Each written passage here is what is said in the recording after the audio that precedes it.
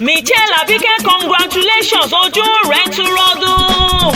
Ara Olúwa kì í ṣe ọmọ Alábí má kánjú ọlá máa dá gọ́jọ́gọ́jọ́. Àmọ́lẹ́wà bí òdòdó, àlóyìn lójú, àlóyìn lẹ́nu.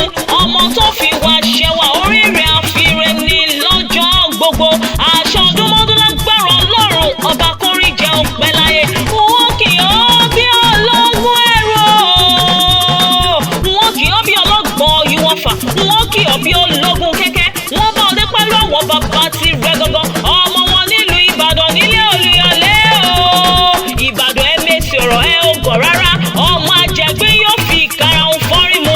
Arójú òwò ni wọ́n forí kí ilé àwọn bàbá tó bí ọlọ́mọ. Ọmọ arégún sì mọ délé ọkàn. Onítàná tí kálukú jọ̀yà rẹ̀ lójú. Ìbàdàn ẹ mèsì ọ̀rọ̀ ẹ ò gọ̀. Ogun jàjàjà kókó Ìbàdàn rí ọ́.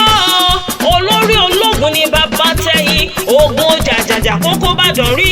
Olórí ọlọ́rọ̀ ni bàbá tẹ̀yìn. Ìbàdàn ìlú Àjàyí. Ògidì olú oníkànga àjípọ̀ òfomi sùúrù wẹ̀jà. Ìlú Òjó Olúkúlóyè àròkò fẹ́yẹjẹ. Ìlú Ìbíkúnlé olókè àbàmbàṣẹ́.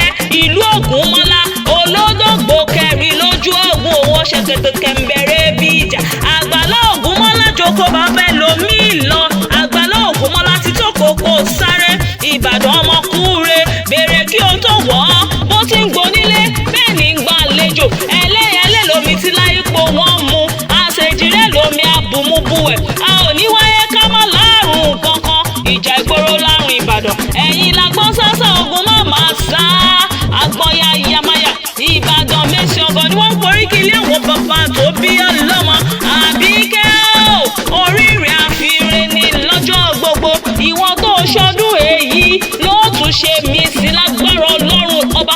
Ó wá ní báwọn náà jà wẹ́rẹ́wẹ́rẹ́. Ó ní báwọn náà jà wárawára.